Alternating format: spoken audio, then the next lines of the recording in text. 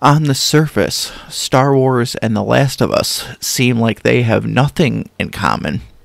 The former is a family friendly space opera with clear cut morality, while the latter depicts morally compromised characters stuck in a cycle of violence.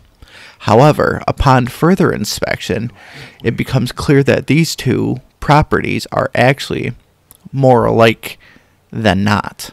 She needed her immunity. And due to the thumbnail and the intro you guys just saw and heard, I have two great friends of mine that are going to help us discuss what I can't find on YouTube.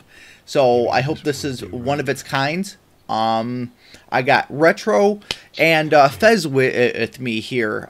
Fez is known to be on a lot of my videos when we're discussing things, Assassin's Creed, Star Wars and all that. So it was only fitting to pair him up with Retro. But first, let's start with the Retro. How are you, and what's your future looking like here? I'm doing pretty okay. Just been working some long shifts. But, I mean, I'm slowly working on content when I can, so that I can upload it. Yeah. You should check out a little ditty channel called Retro Renegade. Yeah, and links will be in the description. And, yeah, I'm excited to discuss this because I honestly believe that there has not been a discussion about this at all.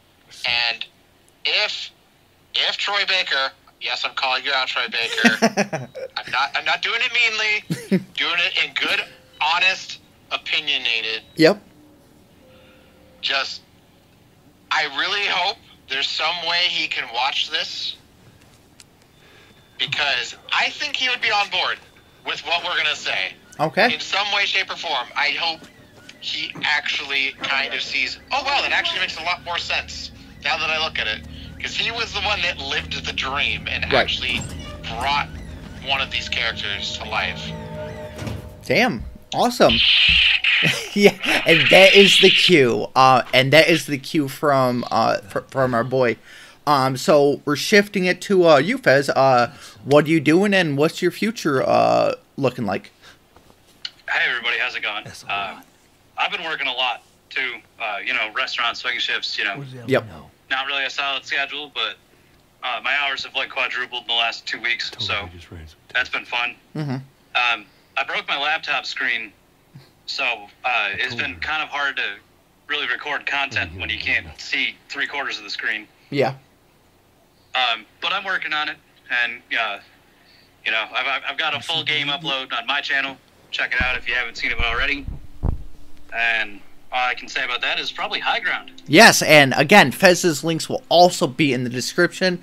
They both, when they do make content, they make great content. I always love watching it when I'm at work on lunch, and I just listen to it when I'm at work. So, Retro, what's going to happen is we're going to start with you. And when you're done with your first part of your thought, we'll shift it to Fez, and we'll shift it back to you, and we'll end it with Fez. So I'm gonna ask you to do them together, so that way we're not jumping back and forth a lot. So what side and what class would you say Joel, Tommy, and early young teenager Ellie would be? Because Tom wants to do it in 2 parts for Ellie. So how would you do it for young Ellie, Joel, and Tom? Alright, gotta say right off the bat, Joel is like Luke in what is it? The Last Jedi? Okay. Where he's just a hermit at first. Doesn't want to deal with anybody, anything. He's doing his own thing. But then he meets this young Padawan, this young Force-sensitive kid, a.k.a. Ellie, and he slowly learns to actually be a better teacher and a better father figure to this little orphaned girl who wants to learn the ways of the Force. Okay. Okay. So, so Joel, Jedi, a master Jedi, the one thing Anakin could never achieve. Mm-hmm. It's like, you have achieved the rank. You have earned a seat on the council, but have not achieved the rank of master. He's like, but why? That whole song and dance. But, yep. Ellie is a Force-sensitive child, like how Anakin was, and is just unique and special because of it. Mm-hmm. And she is the chosen one to save the light side from the dark. Okay. And then Joel's brother Tommy is also a Jedi. Like, Tommy is, in my opinion, he's like Obi-Wan. Like, he has a he'll have a blue lightsaber. Joel has green. Okay. Ellie would have blue. Mm-hmm. So, like I said, Tommy is Obi-Wan. Ellie is Anakin. And Joel is Qui-Gon. Okay. And you know, I believe that'll be good setup for, like, the first game. Okay. You know, and most of the people that are evil they'll encounter are a mix of, like, bounty hunters, Sith, and maybe even, like, a Mandalorian, but I'm not even sure Okay. who would exactly fit as a Mandalorian. Awesome. Yeah, Fez, so bounce off that. What do you think about Joel, Tommy, and early Ellie?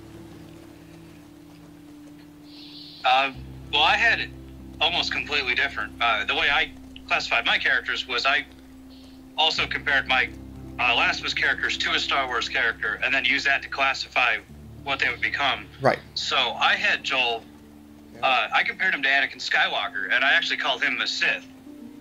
Okay. I put him as the early Anakin Skywalker, like medium of his trilogy, or his 6, so like episode 3 and 4. Okay. Probably episode 6, because, I mean, we see him killing innocent people all the time with, like, doesn't even faze me. Don't care. Yeah. His past is very checkered, especially by the time we get to Last of Us 2, where he's, you know, murdered an entire hospital for the hell of it. Yeah. He's pessimistic and has a lot of violent tendencies. And it makes a lot of sense, though, and you can feel for it because of how much his character is lost. Right. Which we see, you know, basically throughout the first story. Right. So I had him as a Sith based on that. His brother Tommy, I had him as a smuggler or a scoundrel, whichever one you want to use, because I kind of had him as more of a Han Solo. Okay. He also has a little bit of a checkered past, but he has this guilty conscience thing, which I think Han Solo truly had. He was a scoundrel, but a good guy at heart, all the way through. Like, you knew that from, you know, almost meeting him, because, you know, like, he'd done a lot of bad things in the Fireflies, and Han Solo, as we know, had joined the Empire, not really to join the Empire, but to get off of his home world. Mm-hmm. And he ends up trying to repent. He ends up caring a lot for his family and those close to him. And, you know, he tries to do everything he can for the people of Jackson and all that. And he's also very trusting and definitely optimistic. I considered him more like a Han Solo smuggler, scoundrel character. Okay. And early Ellie, I just kind of gave her a Padawan because she has so much potential. We don't really know where she's going to go. Right. But she's so innocent at the beginning, but can handle herself very well. Yes. Which kind of said Jedi Padawan to me. Because even the younglings themselves are allowed to carry lightsabers, which means they probably have some sort of skill. Yeah, they're not that incompetent. They're just going to give children weapons. Right. Yeah. I mean, they go through a lot of training. They get the kids from birth themselves. Joel, it's and she is always trying to do what's right in some form or another. Yeah. But her spirit is what really got me, the optimistic but fighting spirit. And I'll give you that character when we get to Ellie a little bit later. But right now, I'm just going to give her a Padawan. You'll see where I'm going with this later. All right, awesome. So high ground. okay, so we're wrapping up with part one because in the video right now, which you guys can't see it, but Joel's about to start singing on the guitar. So I wanted to take a quick second to give that a break and let that play. And yeah, I hope you guys are enjoying this. I really enjoyed having these guys here to talk about early Joel, Tommy, and Ellie. And yeah, we're going to give this a very hot second. And yeah, he's about to start singing. I hope you guys enjoy the video, and we'll get back to you when he is finished.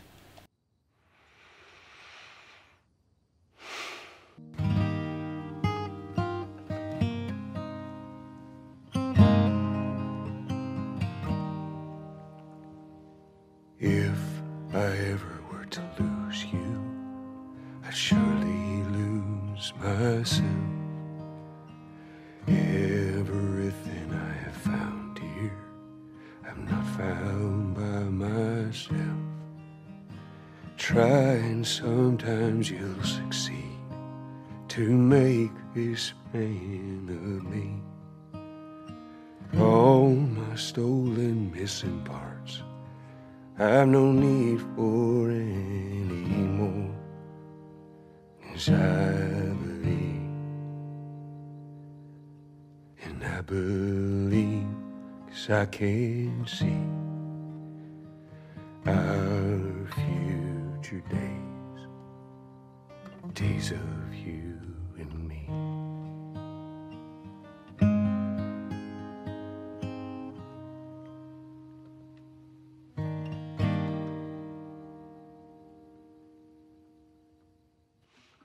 So what I'm going to do real quick with these guys, since we're coming towards the end of it, how would you compare the first game to a certain film in the franchise, Fez? I'll take what I can get. I would compare it most likely to probably episode 6, Okay. where we see the struggle. It's a very real struggle, and it's a very important struggle. We get to the end. There's this huge fight, this big battle. Oh. The good No, guys I don't win know out if it's over that. the bad guys as far as we know. They get back to Jackson and things are safe. But there's a lot more that has to happen before true victory over the Empire, or before the world is saved from this. That was a major victory in a huge war that isn't really the end. Awesome. So that's why I'm going to go with episode 6, High Ground. Retro, would you agree? I just know for the first game, I'd like to compare it to, you know, Do you remember in the a joke? way to the first movie. Okay. Like Phantom Menace is as crappy as that is, because, you know, there is a big fight. What is the downside to eating The big bad is effectively taken out for now, but there is even more insidiousness in the background coming, and That's so dumb. sure, everything can get nicely wrapped up in the end on both sides, but you know, there is a level of deceit. There's a level of you know, new beginnings and everything like that, especially for someone so young as Ellie. And nobody knows where it will go, and she has this destiny on her plate, but it's not even fully revealed yet.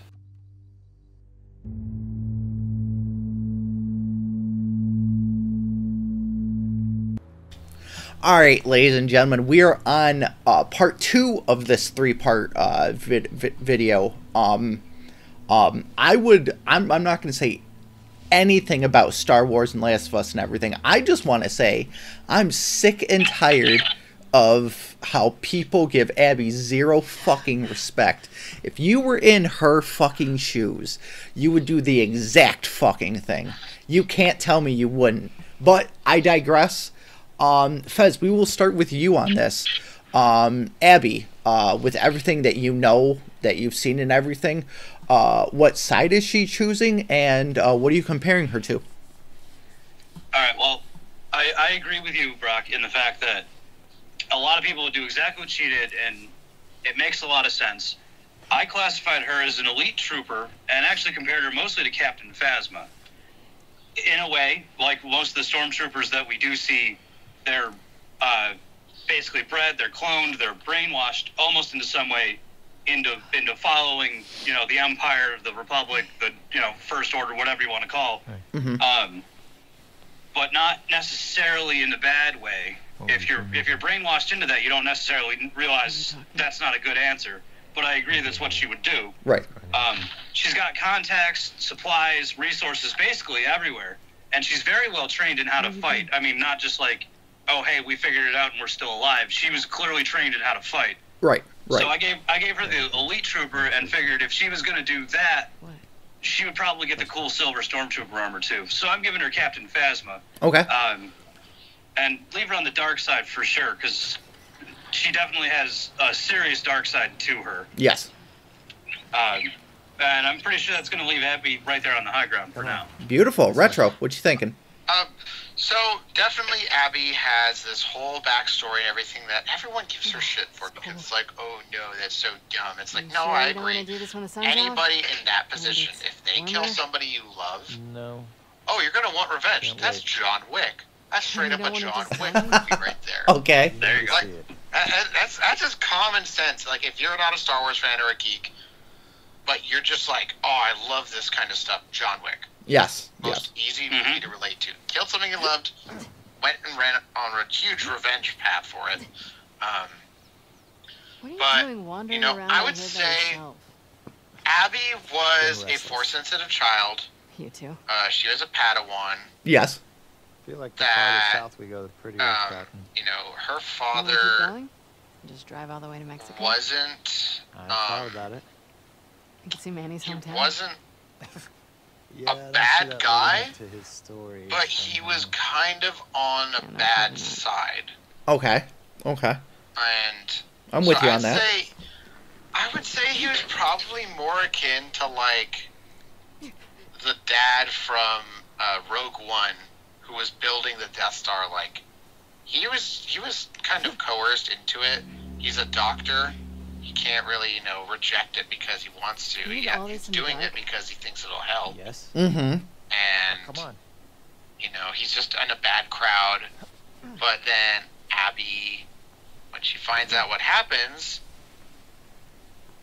she gets pissed and sad and just vengeful to where she immediately realizes there's a more powerful force than just being a Jedi, and she goes towards the Sith. Yep. So I'd say she was a Force-sensitive kid that had someone teaching her some things, but it's not like, typical Jedi stuff, because her dad wasn't a Force user, he wasn't a Jedi, he was just more of a contractor, not even a bounty hunter, just like a contractor. Okay. And when she lost him and found out, she spent her whole life working up to commit revenge. Yes. On Joel for taking away her father, and it's been this whole revenge story. But it's like towards the end of it, stop looking down. Once she got her revenge, things just kind of down spiral, and she slowly realizes that wasn't probably the best thing to do. We have to go back this way. She learned, and she went from being a Sith to either a gray Jedi or just a plain Jedi. Stop flirting. Okay. I think she went to just a gray Jedi at that point, because it matches the vibe of like when a Jedi or a Sith realize, what, this isn't the path for me, they tend to go on this weird like self-isolating quest, and they either become the opposite side they were, or they actually become a gray Jedi. Mm-hmm. That or a makes the temple most guard. sense for me. True. But that just makes the most sense for me. Holy shit. I like that. I mean, you got to think too. Like, yes, like you said, she started the journey with vengeance and getting and having pain dealt to who dealt her pain. But then she came across, I believe, Lev, and she learned to love somebody and take care of somebody. So like, does that also like change your guys' opinion? They have electricity. A little bit. Guns. I mean, I'll say it's not much, but it does a little bit. Okay. Yeah, I would say it didn't change my opinion much. It didn't like redeem the character. No, but it made her relatable. Yes. I could see what was going on at that moment. I finally figured out the character herself. We can corner one of the trolls and get information, and then Beautiful. So then, maybe find a way to lure him out. shit, we got a bunch for Abby left. Happy to offer that information up. So let me ask you guys, for the next few minutes, I'm going to ask you because we're still waiting on the last bit to Okay, start. what do you I Um, mean, if you don't mind, I have an idea. okay. I'm listening. wanna do? What's Okay. going on with you? Favorite quality of Abby, and least favorite quality of Abby. All right, Fez, I'll let you take that. Retro will bounce it to you, and then I will end it. Favorite quality of Abby Should've was said congrats. Everyone else sees this. They're gonna want probably the fact that she was driven by her emotions. We can convince him. That she knew herself well enough to almost know how to act in so many situations. I couldn't count on you. Yeah, being able to stay calm and cool upon meeting Joel, Not at any cost. and Yes. Yep. being able to pull herself back with some help when Dana and Ellie confront her. So I think that was probably my favorite part of Abby. Okay. High ground. My favorite part of Abby is honestly her fucking endurance. Like, oh my god. Yes. Yep. This girl went through so much shit, and she just had that one focused goal of, if I can find the guy that killed my dad, I'm going to kill him. And she had that throughout however long. The time span is exactly, I don't remember exactly how long, but from the first game to the second game, she had that one goal Yes. in the back of her head, and trained clearly because of those fucking swollen arms. Oh my god, yeah. Oh my god. Yeah, brother. She could snap me like a fucking Kit Kat bar with those goddamn arms.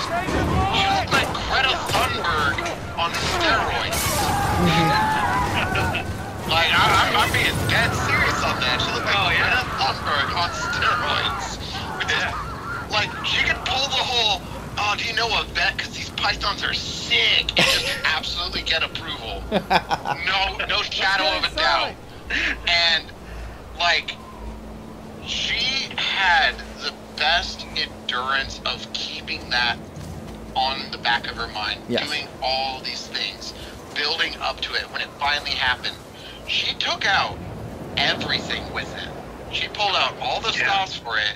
She didn't go or hold anything back.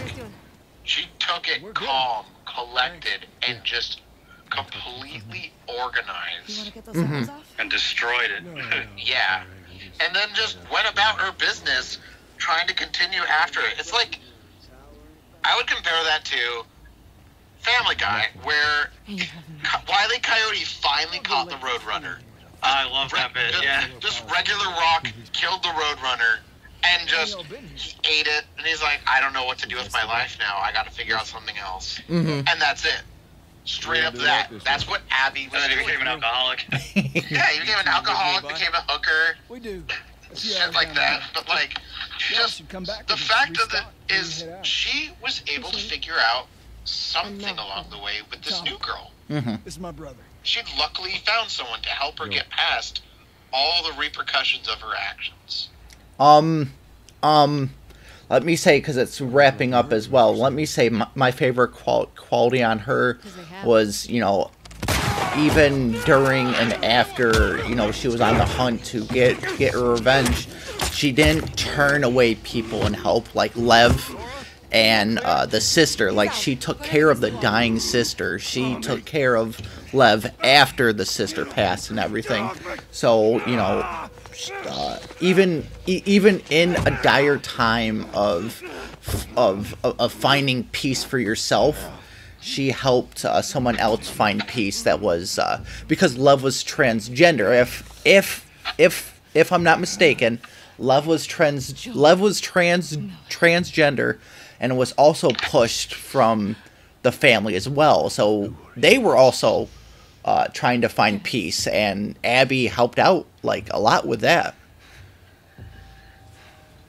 Yeah, that's my opinion. Yeah, I can see that.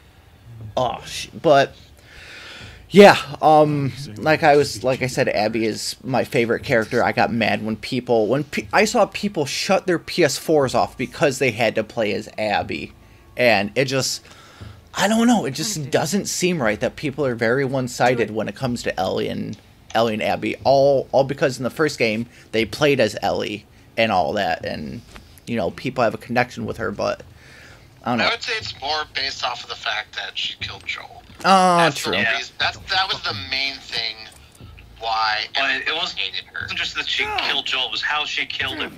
Oh, she tortured him. Which is what which is actually what they're watching right now, is the torture scene. She pulled a Negan with a golf club. Yep. Yeah, that was probably it took me a little bit to get used to playing Abby, because I didn't want to at first. Yep. For that reason, because it's like, wow, that was so brutal. But I think you had to play as Abby to really get her side of it and really balance out her character. Yeah, I do agree. She basically did what Joel did. Yep. Just revenge. Oh, yeah. Beautiful. So we are going to cut it and go to Ellie right now.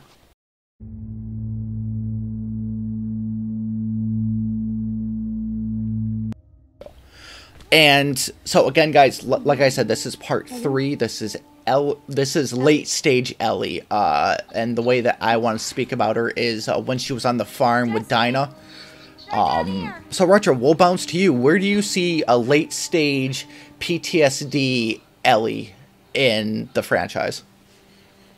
So, like I compared to her in the first game, I'd say she's more of an Anakin character. Okay. Because here it was, she was good. And when the one person she actually loved was taken, she went full dark, full everything. Yep. And lost so much. Yes. To where she immediately regretted going down that path.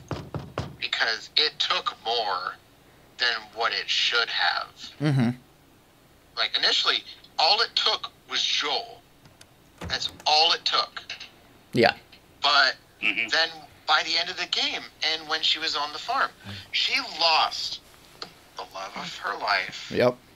A potential kid to raise. Yep. Her family.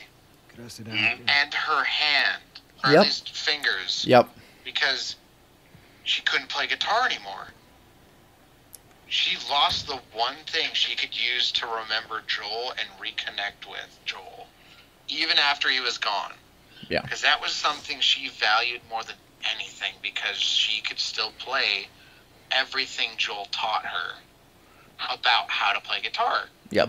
But by the end, she lost all of it because she went down this path of vengeance and anger and just wanting to pull off the same thing that Abby did to her. And it didn't even turn out that way. She didn't even kill Abby. No. She straight up just let her go because she realized she just couldn't do it. In the end, she couldn't pull the same thing Abby did to her. Damn. And she lost everything because of it. Did they just get away with it? Even if she went through with it, she probably would be in the same situation. Yeah, but that's what's happening. Yeah. So that's what I'd say. It's an Anakin character. Of just, is this you talking, or is this you had everything. It's a valid point. Lost one thing that if it were you or me, you really, really Joel would cared be about, and halfway you to just Seattle already. didn't care what else was gone. It was just cannon fodder in your quest for vengeance. Yeah. Fez, do you agree? What's going on? Washington Liberation Front. Well, I like where you were going with that. I originally had Ellie in 2 parts as the Padawan, and in this version, I counted her as a gray Jedi, because she didn't quite have the fighting spirit she did before, but she still had enough of her spirit where she was still feisty, I guess. Yeah. She was still hurt, but she was still her. she did what was right in the end, one way or another, but not necessarily by any like code like the Jedi do. Okay. And literally by the time she's got PTSD at the farm, and if I didn't make the joke, by the way, who's in the kitchen with Dinah? Oh my Strumming on God. the old banjo. I would just be a horrible person for not making that joke. There it is. But at some point, almost everybody she has met has in some way betrayed her or turned on her in some way. In Joel lying to her. Yep. And Tommy coming to see them and, you know, insulting them for not killing Abby, you know, Dinah being pregnant and not saying anything and going on this quest, you know, how could you do that? Yeah. The Fireflies going to use her. I mean, she's basically been shit on by just about everybody at this point. Yep. So I put her as a gray Jedi, where she was trained, she's got the mentality, but she doesn't see light anymore. She doesn't quite see dark all the way, but she doesn't see light. Nope. And I thought that really went with the idea of the first game being about love and this game being about hate. Black and white would be gray, which is kind of where we leave Ellie. And if I had to give her a character, I gave her to Ahsoka Tano. Who? Just because... Yeah.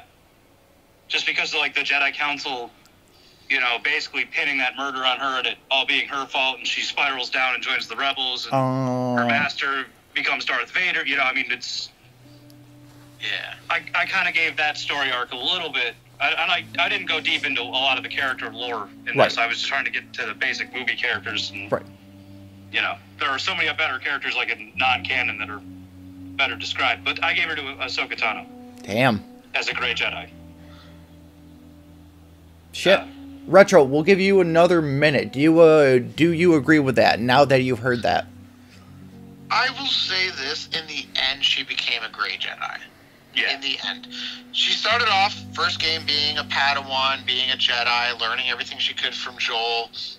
Second game, you know, in the beginning, she was a bit of a Jedi, and she's just lost her way. And she doesn't know what to do because Joel is gone. Yep. And when she was grieving, she just didn't know what to do. She's like, why did this happen? Why did all of this happen? Because of one person. And then she immediately went down this path of vengeance, became a Sith for a brief time, being like, I can tap into this just like Joel did. And it's for a good cause. Yeah. I'm doing this all for the one person I love, which is a good cause. And I won't go down the worst possible path. Which she did anyways, just like Anakin. She was good. She went bad for the quote-unquote right reason, but still ended up in the worst possible situation. Where she was disfigured, the one she loved was still dead, and she lost everything.